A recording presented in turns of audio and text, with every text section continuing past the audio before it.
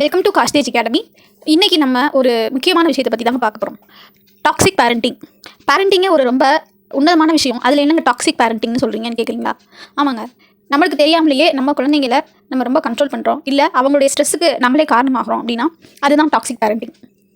So science of toxic parenting அப்படின்னு எடுத்துக்கிட்டிங்கன்னா self centred parents அப்படின்னா குழந்தைங்களுடைய எண்ணங்களுக்கு மதிப்பு கொடுக்காம தன்னுடைய எண்ணங்களை குழந்தைங்க மேலே புகுத்துறது. இதை பற்றி நம்ம நேற்றே பேசியிருந்தோம். செல்ஃப் சென்டர்டாக சுயநலமாக இருக்கிறது. நான் சொல்கிறது தான் நீ செய்யணும், நான் சொல்கிற துறைக்கு தான் நீ போய் படிக்கணும். குழந்தைக்கு வேறு ஒரு இன்ட்ரெஸ்ட் இருக்கும், வேறு ஒரு டிபார்ட்மெண்ட்டில் ரொம்ப இன்ட்ரெஸ்டாக இருப்பாங்க.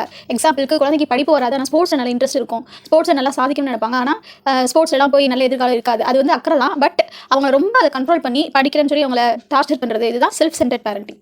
அடுத்து physically, verbally and emotionally abusive. ஃபிசிக்கலாக குழந்தைங்களை அடிக்கிறது, எமோஷனலாக அவங்கள வந்து டிகிரேட் பண்ணுறது. உன்னால் எதுவுமே முடியாது, எதுக்குமே உருப்படாதவனா இருக்க, இல்லை உருப்படாத பொண்ணாக இருக்க அப்படின்னு சொல்லி அவங்கள மென்டலாக அஃபெக்ட் பண்ணுற மாதிரி பேசுறது.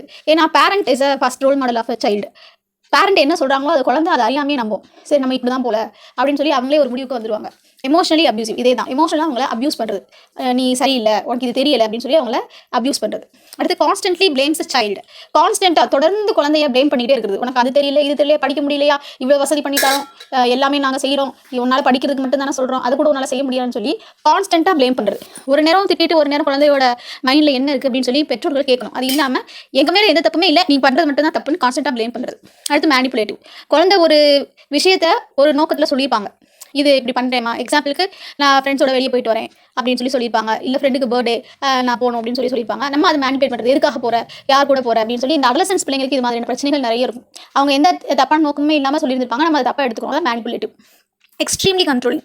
இது அதாவது அந்த 80s பேரண்ட்ஸ் மாதிரி ரொம்ப எக்ஸ்ட்ரீமாக கண்ட்ரோல் பண்ணுறது. அதாவது நம்ம அம்மா அப்பா கிட்ட அப்படி வளர்ந்துருப்போம், ரொம்ப எக்ஸ்ட்ரீமாக கண்ட்ரோல் பண்ணியிருப்பாங்க, பயந்து வளர்ந்துருப்போம். அதே கண்ட்ரோலை நம்ம குழந்தைகிட்ட செலுத்தணும்னு நினைக்கிறது எக்ஸ்ட்ரீம்லி கண்ட்ரோலிங். அடுத்து டசன்ட் ரெஸ்பெக்ட் பவுண்டரிஸ். நம்ம நினைக்கிறோங்க குழந்தைங்களுடைய உலகம் நம்மளுக்குள்ள மட்டும்தான் இருக்குது, நம்ம தான் அவங்களுடைய உலகம் நினைக்கிறோம். பட் அது இல்லவே இல்லை. குழந்தைகளுக்கும் தனியாக ஒரு உலகம் இருக்கும். அந்த உலகத்தில் அவங்களுக்குன்னு ஒரு சில பவுண்டரிஸ் வச்சுருப்பாங்க. இப்போ இருக்கிற குழந்தைங்க 2K கிட்ஸோட தாத்பரியமே அதான். நம்மளுக்குன்னு ஒரு ப்ரைவசி இருக்கணும் அப்படின்னு குழந்தைங்க கூட நினைக்கிறாங்க. ஸோ அந்த பவுண்டரிஸ் நம்ம கிராஸ் பண்ணி எக்ஸாம்பிளுக்கு ஒரு டைரி மெயின்டைன் பண்ணுறாங்க, இல்லை அவங்களுக்குன்னு ஒரு சில பிரச்சனைகள் இருந்துச்சுன்னா அதை நம்மகிட்ட ஷேர் பண்ணாமல் ஃப்ரெண்ட்ஸ்ட்டு ஷேர் பண்ணுறாங்க அப்படின்னா அதை நம்ம ரொம்ப கண்டிப்பாக கேட்குறது. நீ என்ன பண்ணியிருக்க, யார்கிட்ட பேசிக்கிட்டு இருக்க, எதுக்கு இவ்வளோ நேரம் பேசுகிற. ரெண்டாவது அவங்களோட டைரி அவங்க இல்லை, அதை ஓப்பன் பண்ணி பார்க்குறது. ஃபோன் நம்மளே வாங்கி கொடுத்துருவோம், அவங்க ஃபோனில் என்ன பண்ணுறாங்க அப்படின்னு சொல்லி ரொம்ப அவங்களை கண்ட்ரோல் பண்ணுறது. அது பார்க்கணும் கண்டிப்பாக அவசியம் தான். இருந்தாலும் அது நம்ம ஃபோன் வாங்கி கொடுக்காம இருந்துடலாம்.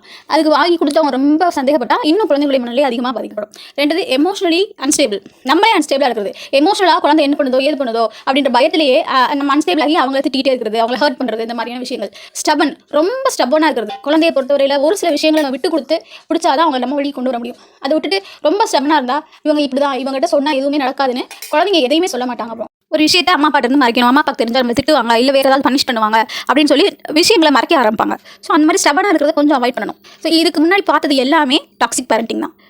இப்போ இருக்கிற நிலைமையில் குழந்தைங்களை மிக கவனமாக கையாண்டு அவங்களுக்கு பாசிட்டிவ் ரீஇன்ஃபோர்ஸ்மெண்ட் அப்படிங்கிற பாராட்டுதல் கொடுக்குறது, அவங்களுடைய பிரச்சனைகளில் உள்ள போய் கவலைப்படாத, எதுவாக இருந்தாலும் சரியாயிரும் அப்படின்னு சொல்லி அவங்க ஆறுதல் படுத்துறது. ரெண்டாவது, ஏதாவது அவங்க கம்மியாக மார்க் எடுத்துட்டாங்க, இல்லை ரொம்ப வீக்காக இருக்காங்க அப்படின்னா அவங்கள திட்டுறதை நிறுத்திட்டு அதுக்கு என்ன ரெமடியேட் பண்ணலாம் அப்படின்னு சொல்லி யோசிக்கிறது தான் புத்தி செலுத்தணும். இன்னும் ஒரு நல்ல டாப்பிக்கோட நாளைக்கு சந்திக்கலாம். நன்றி.